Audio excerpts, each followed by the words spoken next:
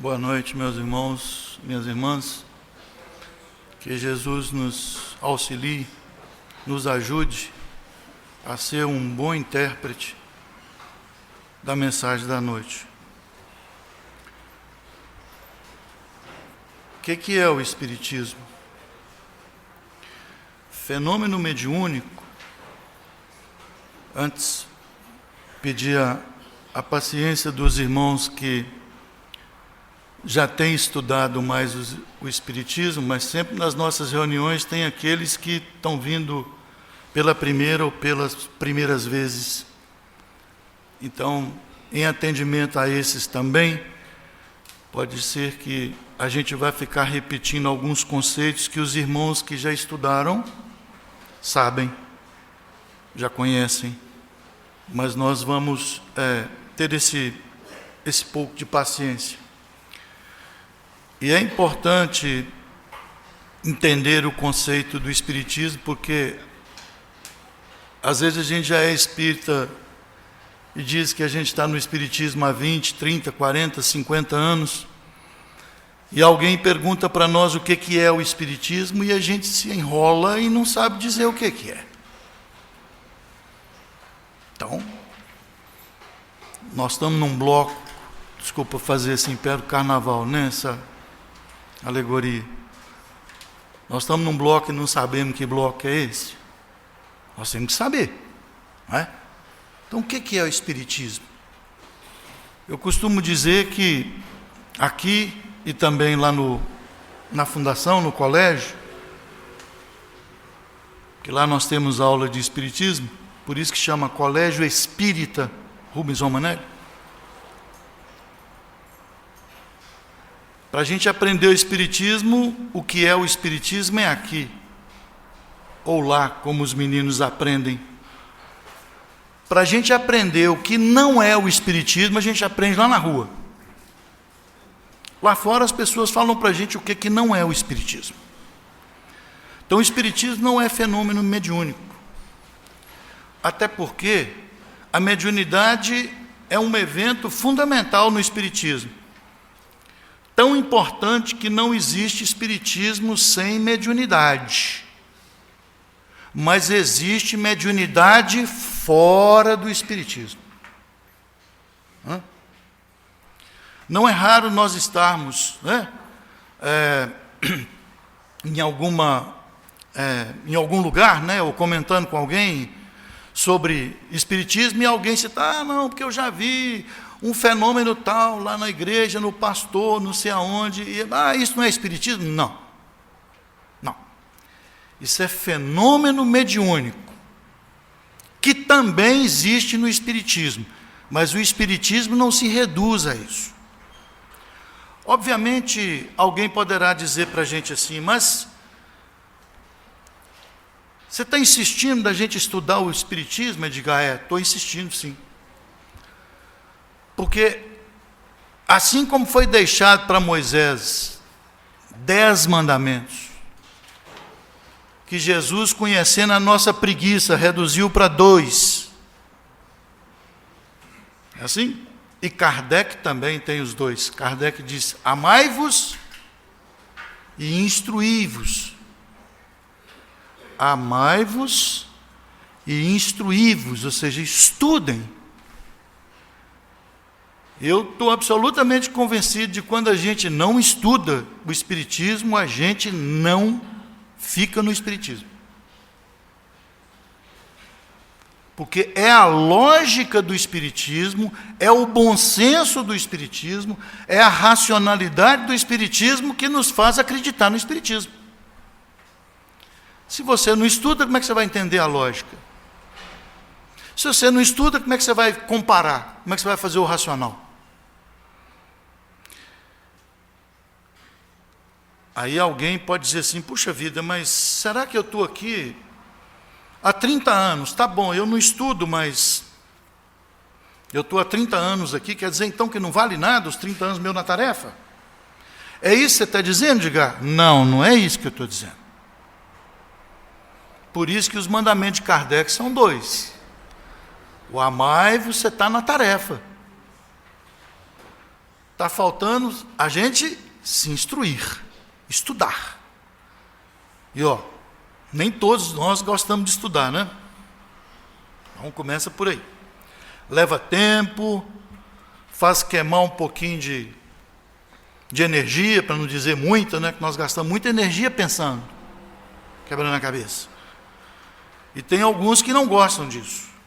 Então, Emmanuel diz que para a gente alcançar a perfeição, seria como a ave, que tem que ter as duas asas. Ele diz a asa da sabedoria, no sentido de conhecimento, e a asa do amor, que são os valores morais. André Luiz diz ainda, eu estou pegando as frases que embasam para nós o Espiritismo, tá, meus irmãos? Eu estou pegando ainda a frase do nosso amigo André Luiz, que diz assim, ele diz, já não basta fazer o bem, é preciso fazer o bem bem feito. Como assim já não basta fazer o bem?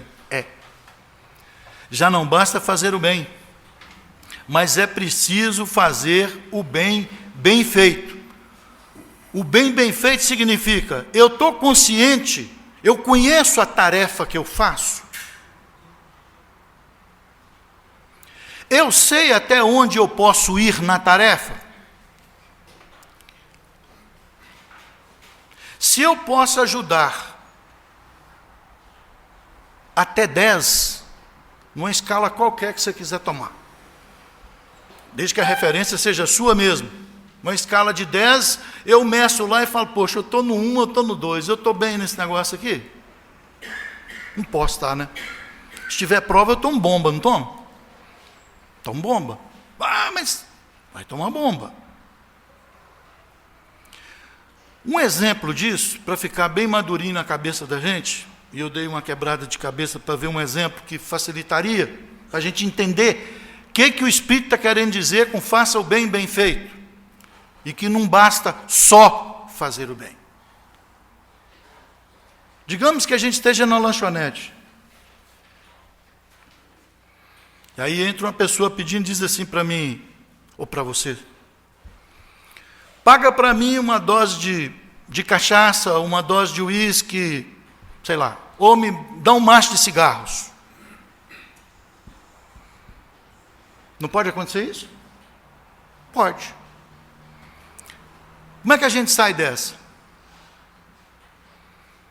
A coisa mais fácil para nós cristãos é dizer, puxa vida, a pinga, o uísque, não sei o quê, cigarros, vai fazer mal para esse camarada. Não vai? Quem não sabe disso? Então eu digo para ele que não. Fico em paz com minha consciência, não fico? Muito bem. E se eu dissesse para ele, olha, eu sei que isso que você está me pedindo vai te fazer mal. E eu não desejo isso para você. Eu sei que o que você me pede vai te fazer mal. E eu não quero isso para você. Se você quiser um suco, leite, um café, um biscoito, um pão, uma comida, eu te pago. Você aceita a minha oferta?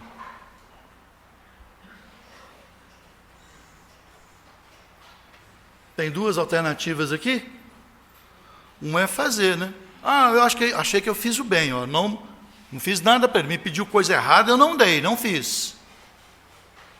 E o bem bem feito? Eu disse que isso que você está me pedindo é ruim, não, mas eu posso te oferecer isso aqui, você quer? É isso que o Espírito está falando para a gente, ou quer dizer para a gente. Só a negativa, ou às vezes só fazendo a nota 5 para passar de ano, o Espírito está dizendo para a gente que não é suficiente mais, né? Então fica aí para a gente pensar se essa segunda alternativa não seria o bem bem feito.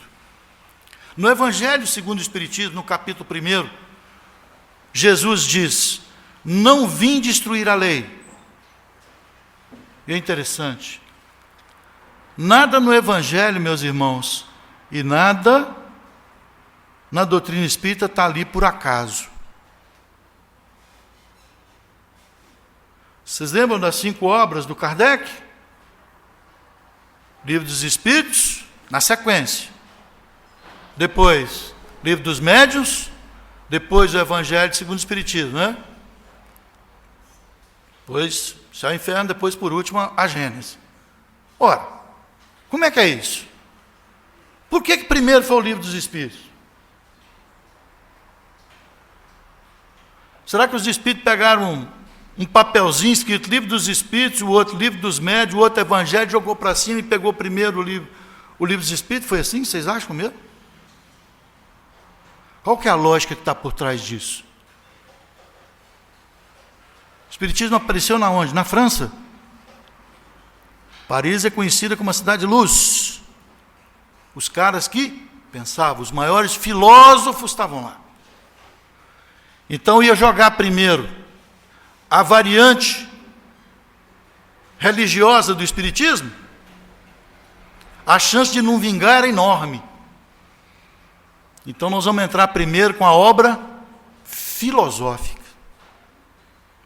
É por isso que a primeira obra é o Livro dos Espíritos, é o pilar filosófico da doutrina dos Espíritos. Compreende? E por que o primeiro está lá que não vim destruir a lei? Naquilo tudo que está lá do Novo Testamento, por que essa passagem? Quantas e quantas vezes estudando o Evangelho, meus irmãos, nós percebemos os fariseus, os saduceus, os levitas, tentando jogar Jesus contra Moisés. O Evangelho está cheio disso. Não é assim? Está cheio disso. Quando Jesus insistentemente respondia: eu não vim destruir a lei, eu vim dar cumprimento a ela. De qual lei Jesus estava falando?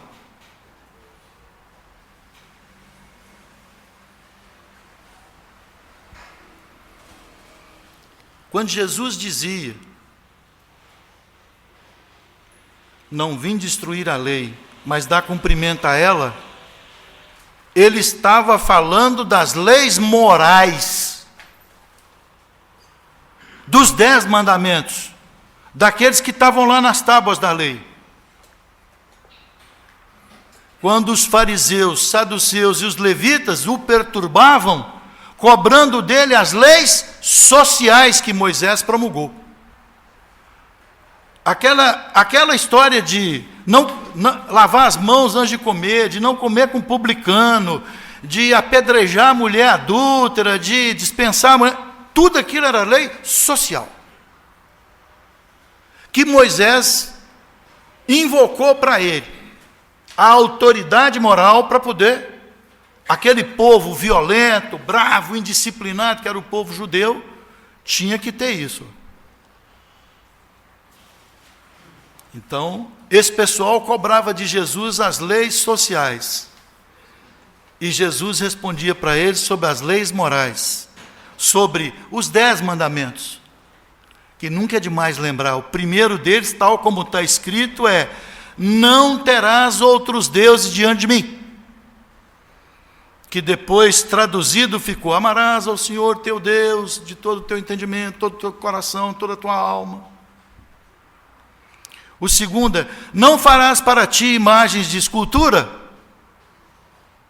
Ou seja, não façam, não dá a mim Deus, ou a ele Deus, a personificação humana, pagã, que era muito comum naquela época. Não tomarás o nome do Senhor Deus em vão.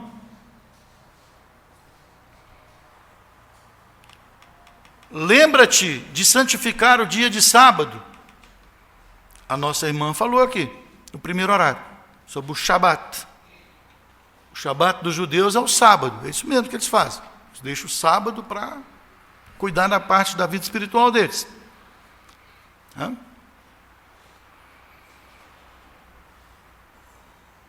Aí os os cristãos depois falaram, bom, tem que ter um dia, não tem, para cuidar das coisas de Deus e do nosso espírito? Mas sábado já é dos judeus, aí os cristãos adotaram o domingo, sabe, Juninho? O outro dia. Não podia ser o sábado também? Podia, mas é o exclusivismo nosso. Essa é a questão da religião e não da religiosidade. Religião, escolheu o domingo. Depois vieram os nossos irmãos muçulmanos, o Islã, e escolheram que dia da semana? Sexta-feira, pôr do sol, vocês vão ver isso tudo virado para Meca e tal. Sexta-feira. Cada um tem o seu dia, mas tem seu dia. Honra teu pai e tua mãe. Princípio da lealdade filial. Não matarás. Está lá.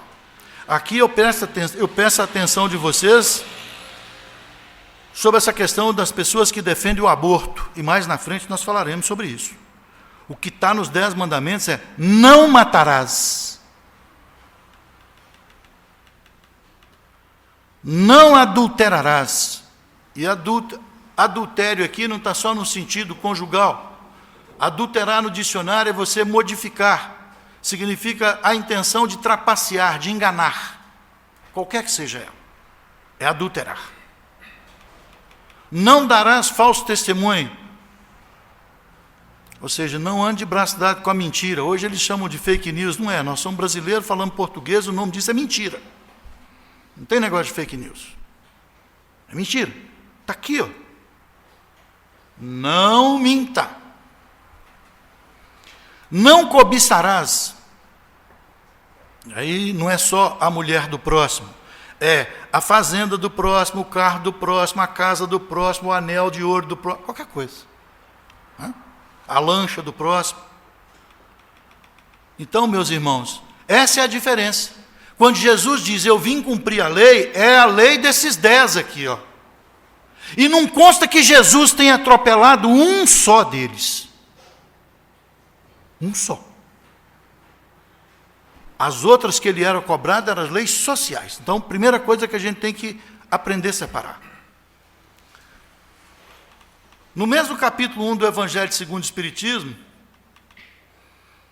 está claro que a definição de que o Espiritismo é a ciência nova que vem revelar aos homens de maneira inquestionável, insofismável, a existência e a natureza do mundo espiritual e como ele se relaciona com o mundo material. O Espiritismo é a ciência nova, que vem revelar aos homens de maneira insofismável, inquestionável, indubitável, a existência e a natureza do mundo espiritual e como ele se relaciona com o mundo material. Eu chamo a atenção disso porque é bem isso que está escrito lá, a ciência nova. Porque a gente que não estuda a doutrina espírita e confunde essa ciência nova com a ciência da terra nossa aqui, ó. Não que o Espiritismo não aceite a ciência terrena, aceita. Aceita e acata a ciência terrena. É que a proposta, o livro dos espíritos, o livro dos médiuns, não vem explicando como é que são os processos da lei, das 3 leis de Newton, nem a da teoria da relatividade de Einstein.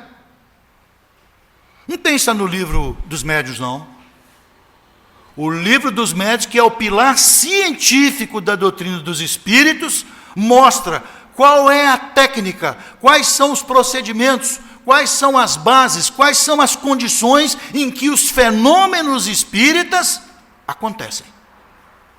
Essa que é a ciência nova, que trata desse campo novo que é o mundo espiritual.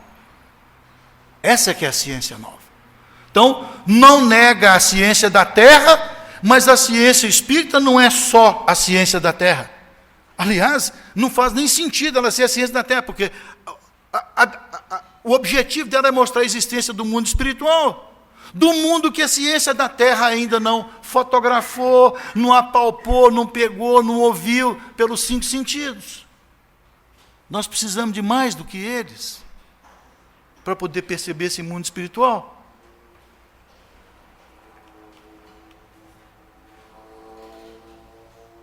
O livro que é o Espiritismo diz: o objetivo do Espiritismo é combater o materialismo, significando combater os vícios, as paixões e as mazelas nossas, dos humanos. É isso que é combater o materialismo. O Espiritismo é também uma filosofia de consequências morais e religiosas. Então vejam que nós passamos pela filosofia, que foi o livro dos Espíritos, depois nós estamos falando de ciência, que é o livro dos médiuns, e não é a ciência da Terra que o Espiritismo concorda, aceita, tudo certinho. Né? O que a ciência da Terra não conseguiu ainda foi ver que mundo é esse que nós, espíritas, conhecemos e estamos falando para eles. E como é que esse mundo de lá se relaciona com o de cá.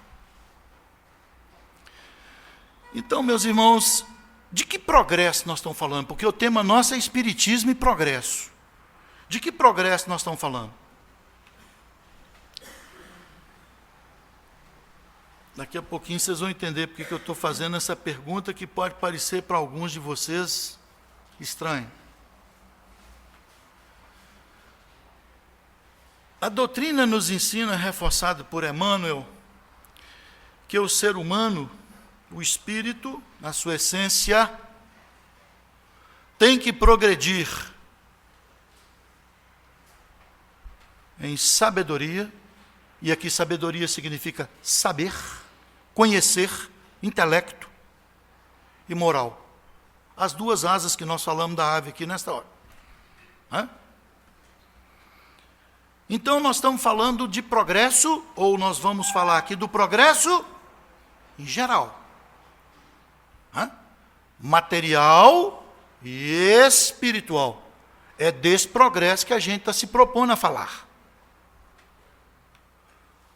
Aí alguém poderia perguntar para a gente assim: ué, mas se o Espiritismo tem como objetivo combater o materialismo, e está lá no livro que é o Espiritismo, isso não se opõe ao desenvolvimento ou ao progresso material? Porque você está acabando de falar que Emmanuel diz que a gente precisa crescer materialmente, do ponto de vista do nosso intelecto, do conhecimento, do saber, e também da parte moral. Não tem uma contradição nisso aí? Não, não tem. O combate ao materialismo pelo Espiritismo significa combater o orgulho, o egoísmo, o apego às paixões, aos vícios, às posses, ao poder, enfim, a tudo aquilo que é transitório e nos afasta do Criador. Então, o Espiritismo é contra os excessos, os desvios morais a que o apego ao materialismo nos induz. O problema é eu sendo egoísta, o que isso acarreta para os outros e para mim? Eu sendo mal, o que isso acarreta para os outros e para mim? Eu sendo uma pessoa que usurpa, um usurpador, o que isso acarreta para os outros e para mim? Essa é a questão. Ops. Só um minutinho que... Agora vai.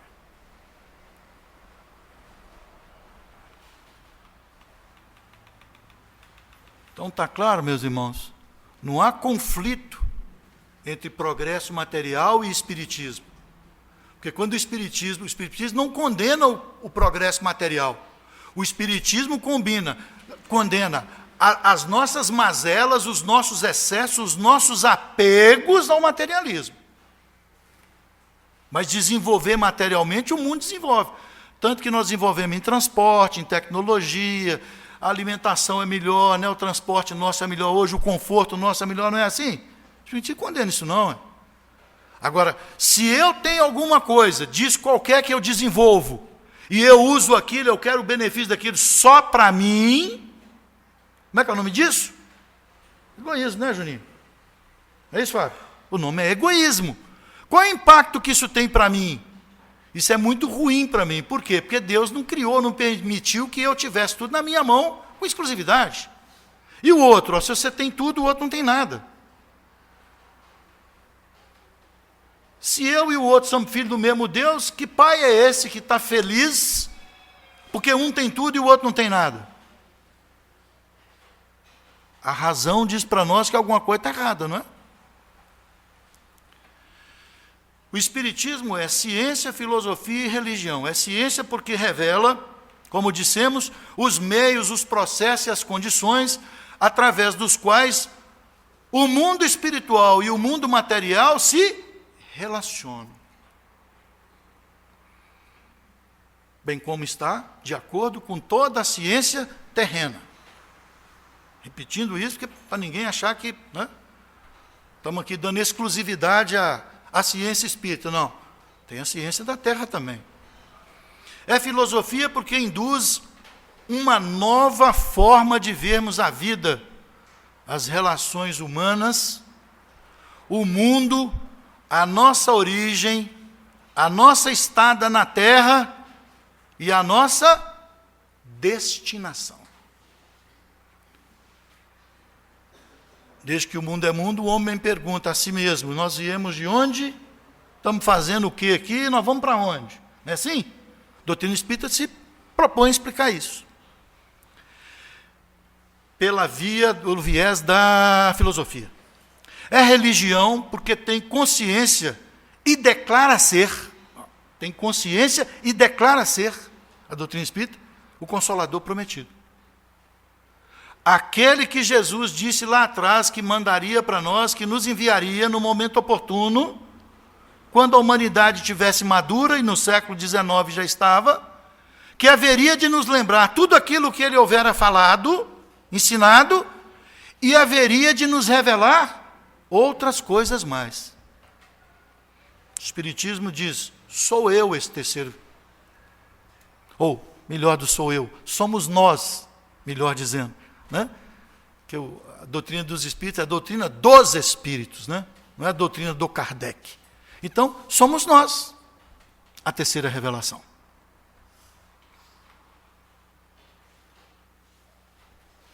É preciso nós lembrarmos que os fenômenos mediúnicos acontecem desde os primórdios da humanidade, quando não havia espiritismo.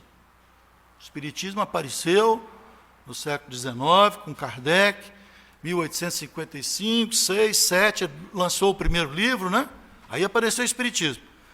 O que tinha lá para trás? Se a gente for pegar lá os oráculos, né, os templos lá de Delfos, de Karnak, de Tebas, de Mênfis, as pitonisas, não é isso que a gente lê? Nós estamos falando de 2.500 anos antes de Cristo. O Velho Testamento nos fala que Deus falou para Abraão, lá em Ur, na Mesopotâmia, 1.700 anos antes de Cristo. Muda para a terra prometida, para Canaã e tal. Claro que não foi Deus que falou direto para Abraão. Foram os espíritos superiores prepostos do Criador que falaram isso para ele. O Velho Testamento também fala que Moisés recebeu de Deus as tábuas da lei, não é assim? Dos 10 mandamentos. Não tem? É claro que não foi Deus que falou diretamente com Moisés, mas os seus prepostos que falaram e deixaram os 10 mandamentos impressos há 1.400 anos antes de Cristo. O povo celta, e dentro dele tinha uma comunidade chamada dos druidas, que era um povo mítico, né? Já também tinha os sacerdotes, né, as pitonisas, tanto que o Zéfiro falou para o Kardec, durante a confabulação entre os dois, o Zéfiro disse para ele: olha, nós te conhecemos, você, numa das vidas que você teve aí para trás, você era um sacerdote druida, de nome Allan Kardec. Por isso que na hora de assinar o Livro dos Espíritos, ele ficou em dúvida se ele assinava como Hippolyte Léon Denisard Rivet, ou se assinava com pseudônimo. e decidiu o pseudônimo dele, lembrou lá que o Zéfiro falou que 1000 anos antes, na encarnação dele, no meio dos druidas, ele foi um sacerdote de nome Allan Kardec.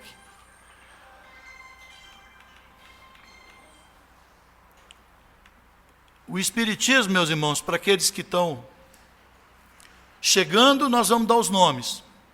Para aqueles que já estão aqui conosco há mais tempo, nós vamos aproveitar a oportunidade para dizer, ó, quem não estudou essas obras, estuda. Quem ainda não estudou, estuda. Primeiro, Kardec lançou em 1857 o Livro dos Espíritos, que é o pilar filosófico da doutrina dos Espíritos. Como eu disse para vocês, não por acaso. Em 1859, 2 anos depois, ele lançou um livretinho fininho, fácil da gente ler, chama O que é o Espiritismo. Em 1861, ele lançou o Livro dos Médiuns, que é o pilar científico da doutrina. De novo, de qual ciência? Da ciência que regula, que explica que mundo é esse que existe lá no plano espiritual e como ele se relaciona com o mundo material. A ciência é essa. Depois ele lança em 1864, até que enfim, o pilar religioso, que é o Evangelho segundo o Espiritismo. Um ano depois, em 1865, o Céu e o Inferno. E em 1867, a Gênese. Isso é chamado, do mesmo jeito que os nossos irmãos judeus têm lá o Pentateuco de Moisés, nós espíritos dizemos que nós temos o Pentateuco de Kardec. São essas 5 obras, né? Mais o livro que é o Espiritismo, e também uma obra chamada Obras Póstumas, póstuma porque ela foi divulgada depois da morte do Allan Kardec. Ele desencarnou em 1869, e acharam esses rascunhos dele, que foi publicado em 1890, que chama Obras Póstumas. Então, quem quiser conhecer a doutrina espírita, nós sugerimos que comece por aí, sabe?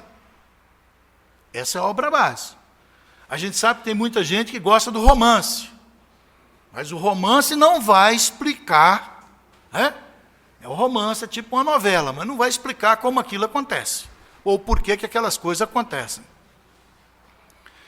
Então, importa atentar para um fato importante, que como a mediunidade não é exclusividade, o fenômeno espírita, do espiritismo, nós dissemos, existe mediunidade fora do espiritismo, mas é importante a gente entender que no espiritismo, a gente entende que a mediunidade é uma característica em si mesmo neutra.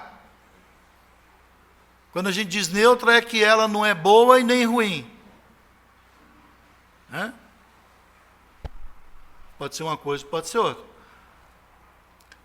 A pólvora é boa ou é ruim? Depende, não é assim? Se for para soltar fogo de artifício, bonito, bacana, no lugar adequado, não é bonito? É muito bonito. Mas se for para botar na arma, para disparar a bala, para matar alguém?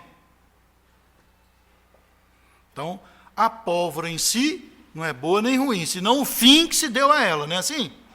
A mediunidade em si não é boa nem ruim.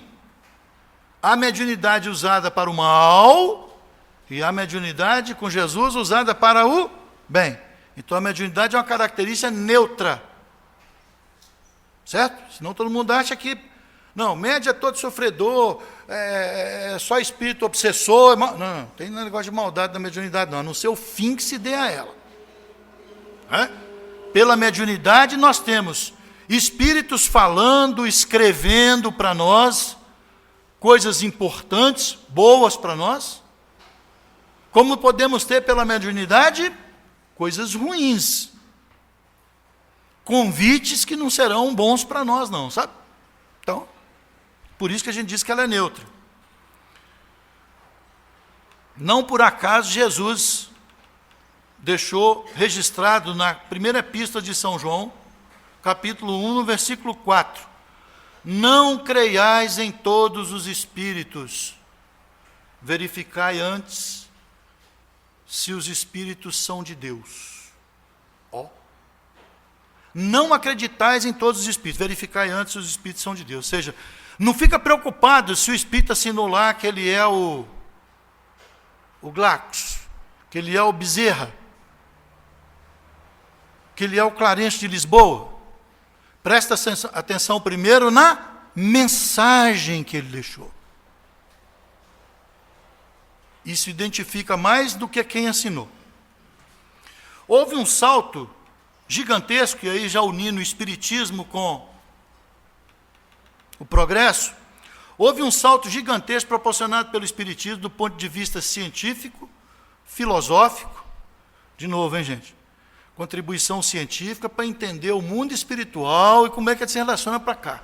Nunca mistura a ciência da doutrina espírita com a ciência terrena. O espiritismo não desenvolveu nenhuma ciência terrena. A ciência terrena é essa que está aí, dos cientistas que a doutrina espírita concorda com ela. Feito? Entendamos bem isso. Então, as contribuições científicas, filosóficas e religiosas para o progresso da humanidade. Antes, o mundo espiritual era o quê?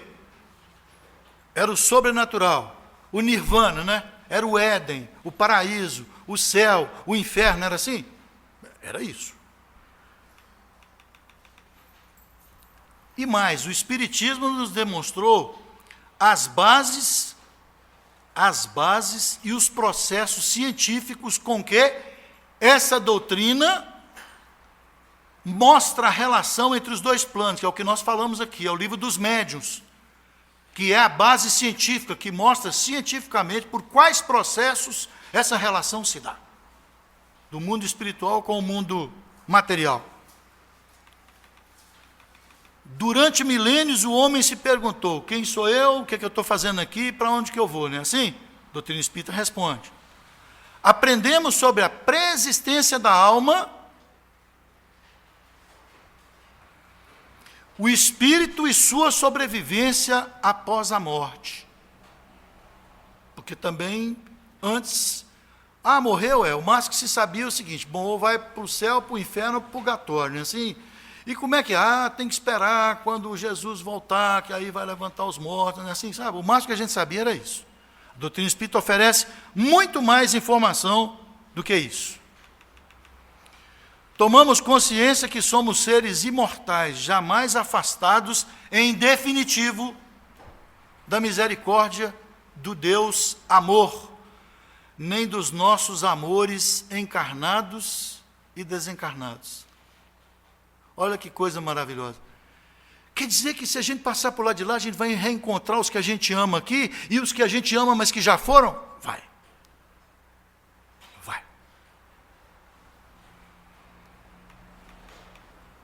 Por que nós temos medo da morte?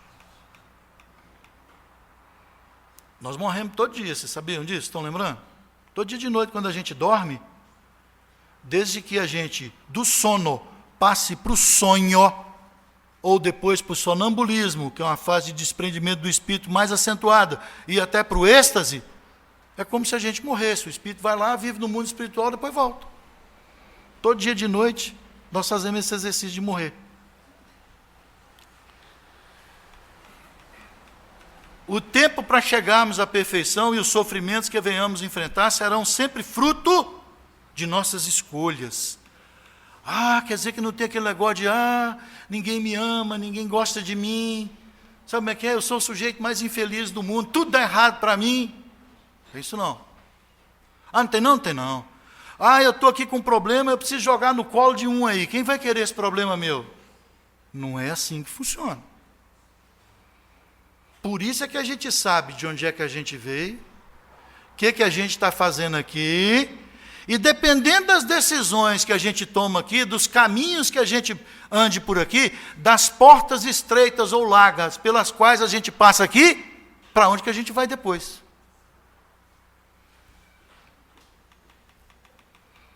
E ainda algo mais espetacular. As religiões falam de um Deus amor, de um Deus justiça, sobretudo Moisés falava muito da justiça, né? O olho por olho, lei de talião, dente por dente, não é assim? Aí Jesus veio falando no Deus amor. E o que é isso?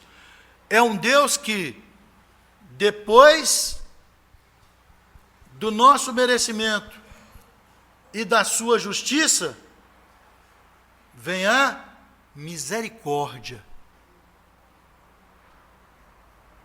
Aí eu estava lendo esse livro aqui, ó, chamado Nas Fronteiras da Loucura, do Manuel Filomeno de Miranda.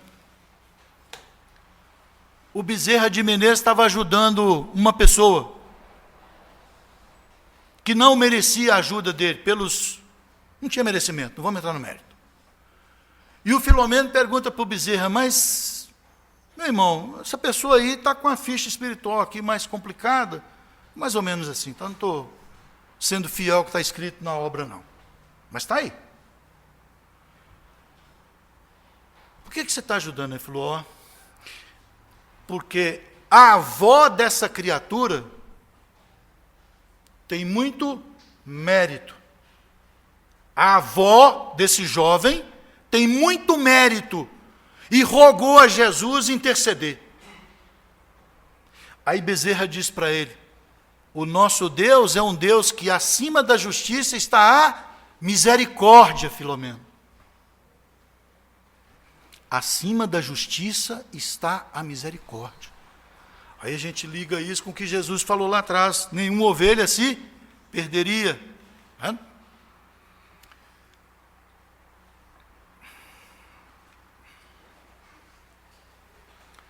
O Espiritismo mostra para a gente a importância desse corpo que nós estamos tendo agora. Como que essa encarnação é importante para a gente.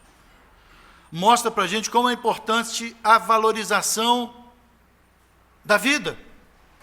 E que não devemos colocar em risco a integridade do nosso corpo físico, a menos que seja para ajudar uma outra pessoa. Ah, o esporte radical, eu gosto de adrenalina, de não sei o quê. Fulano, você está consciente que se der uma zebra e você passar por lá de lá, você vai passar como um suicídio indireto? Você está ligado nisso? A doutrina espírita mostra isso para a gente. A doutrina espírita fala sobre a valorização da vida, como o físico e o mental, e nessa questão da valorização da vida, nós entramos na questão do aborto. Lembra que eu falei lá atrás que a gente ia falar sobre isso? Então tem muita gente hoje botando uma capa de empático, botando uma capa de caridoso e muito preocupado, por exemplo, com feminicídio. O Edgar, mas não é para preocupar com feminicídio, não? Claro que é. Só que essas mesmas pessoas preocupadas com feminicídio defendem aborto. Como é que é isso? Como é que é isso, meus irmãos? Onde é que está isso na moral cristã? Pensa aí. Então, apareceu no século XVI, no início de 1500 alguma coisa, chama o Iluminismo. Aqueles grandes pensadores que nós falamos aqui na França, apareceram muitos deles. Né?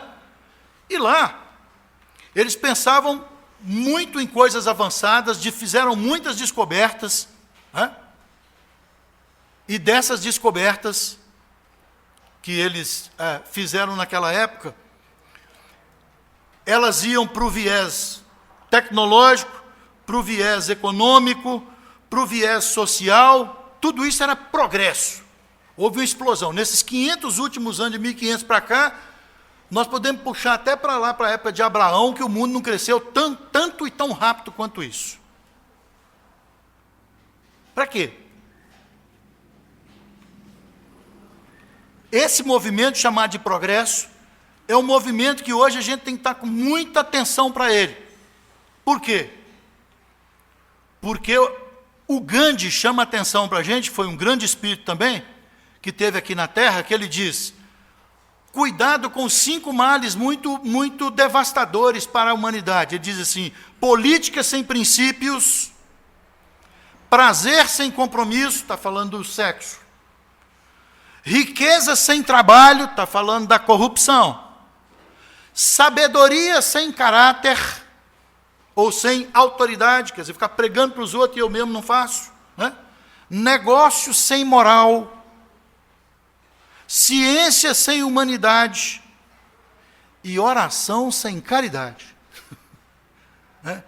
Lembra que Jesus falou, nem todo aquele que bate no peito, Senhor, Senhor, você na sala. Né? Muito bem. Aí, meus irmãos, eu vou fechar um pouquinho mais rápido aqui, viu, Fábio? Eu vou precisar sim, viu, meu irmão? Porque eu preciso entrar agora numa seara que eu preciso muito da compreensão de vocês. Muito. Para que vocês não confundam o que eu vou dizer. Não vou fazer comentário político, pelo amor de Deus, hein? Nós estamos tratando aqui de comportamento. Tem nada a ver com política. Mas há um movimento no mundo atual, sobretudo no mundo ocidental, chamado progressismo. É o pessoal que pegou lá de trás dos 1500, como a gente está falando para vocês, os grandes descobrimentos, as grandes tecnologias, os grandes matemáticos, os grandes pensadores que foram nesse viés econômico, social, tecnológico, progresso. A doutrina espírita está absolutamente alinhada com isso. Mas aí, meus amigos, está virando algo que a gente tem que tomar muito cuidado para isso não caminhar para dentro da doutrina espírita, esse progressismo que começa a atacar a família, começa a defender aborto, começa a sexualizar precocemente criança e vai por aí afora. Eu tenho certeza que a grande maioria de vocês já lê sobre isso, ouve sobre isso e sabe disso. Por que a gente está comentando isso? Porque daquela diferença que eu fiz antes, lá atrás para vocês, das leis de Moisés sociais e das leis morais. Então, assim, muito cuidado para a gente não embarcar em determinados slogans que estão aí, em determinadas tribos que estão aí, e a gente aceitando coisas que você diz assim, isso aqui não tem problema nenhum. Tem um ensaísta, um pensador, um teólogo que era anglicano, foi convertido para o catolicismo, chamado G.K. Chesterton. Esse cara tem uma frase muito interessante. Ele diz assim, o diabo não aparece vestido capa vermelha, chifres e tridente. Esse cara nasceu em 1876, morreu em 1933, 59 anos. Católico, teólogo. Desencarnou em 1933, daqui 7 anos faz 100 anos. Olha a frase que ele deixou escrito. O diabo não aparece com capa vermelha, com chifre de tridente. Ele aparece, via de regra, ofertando o aborto, defendendo o aborto. Olha que interessante. Fica aí para a gente pensar. Então, muito cuidado, porque de repente a gente está de mão dada com essa turma que defende essas coisas, e aí a gente diz, não, mas eu estou com ele só de vez em quando, eu vou ali, eu entro aqui no grupo, eu saio. O Evangelho está escrito lá o seguinte, diga-me com quem tu andas, que eu te direi quem és. Né? Então, muito cuidado, meus irmãos. Sobretudo, se alguém quiser trazer esse tipo de enxertia para dentro da casa espírita. Enquanto aí eu estou dizendo eu, primeira pessoa de singular, eu assumo essa responsabilidade. Enquanto eu estiver aqui, nessa tribuna ou fora dela, não vou concordar, não vou aceitar. Enxertias. Porque eu presenciei, quando eu ainda era presidente dessa casa, de RCE, por exemplo, quando estava muito na moda tratamentos com cromoterapia, com floral, que não tem problema nenhum, tá, meus irmãos? Estamos aqui, não é crítica nenhuma. Irmãos bem intencionados me procuraram, dizendo assim, por que a gente não faz aqui também? Casa tal está fazendo, casa tal está fazendo, casa tal está fazendo. Eu falei, olha, vou consultar o Glax, né? Não é ele o nosso orientador espiritual? Levei o assunto para o Glax, numa reunião de consultas espirituais. Numa para um assunto e outra para o outro, né? Nas 2 vezes que eu levei, ele me respondeu, irmão Edgar, diga aos nossos irmãos que fizeram essa oferta, né? Ele disse assim, bem educadamente, diz para eles que nós, né, ouvimos, nós prestamos atenção na oferta direitinho e tal, mas que esta não é a proposta dessa nossa casa. Esse não é o tipo de trabalho da nossa casa. que a gente agradece, mas que a gente, para tratar as coisas materiais dessa casa, a gente já tem campanha do quilo, sopa, tratamento dentário, médico, ele falou, né? E para tratamento espiritual, nós temos reunião pública, reunião mediúnica, nós já temos todos os recursos para tratar da matéria e do espírito, irmão Edgar. Essa é a nossa proposta da casa. Vamos caminhar aí, mas agradeça-os. Senhores, a gente tem que ler, a gente tem que ouvir o que o outro está falando e raciocinar, né? Por isso que eu estou falando aqui, para vocês, encerrando o assunto, da gente não confundir progresso com progressismo. Muito cuidado com isso. E lembrem, de novo, o teólogo inglês. O diabo não aparece de capa vermelha para nós, de chifre de tridente. Ele aparece, via de regra, defendendo o aborto. Esse senhor morreu há 100 anos atrás, pessoal. O assunto está quentinho aqui, ó, ou não está? Está. E as pessoas, às vezes, cristãs e às vezes espíritas, caem nessas coisas. E não é por aí. Quem quiser entender direitinho a complexidade que é, por exemplo, uma gravidez, capítulos 17 e 18 do livro do Gilson Freire, que chama Ícaro Redivivo. O espírita Adamastor explica em detalhes, como também André Luiz, na obra dele, também explica, mas o Adamastor dá ainda mais profundidade. Leiam a obra lá para vocês verem o drama que é reencarnar alguém, o planejamento que é, e por isso que é grave o suicídio, porque no meio do caminho o sujeito vira e diz, não quero, pum. Só quando a gente entende tudo que está lá para trás, é que a gente vai entender a gravidade desse ato, tá bom? Então eu gostaria de agradecer a vocês as vibrações carinhosas que vocês me endereçaram, pedir desculpa a algum irmão ou irmã que possa ter se incomodado com minha fala sobre a questão do progressismo e do progresso, né? Mas eu falei com base no que a doutrina espírita defende. Eu tenho aqui, não deu tempo para falar ainda, o que Leon Denis fala sobre isso, mais falas de Emmanuel, tudo sobre isso que nós falamos. O trabalho está aqui comigo, quem quiser pode me pegar a bibliografia comigo aqui depois. Paz e alegria a todos vocês. Boa noite. Muito obrigado.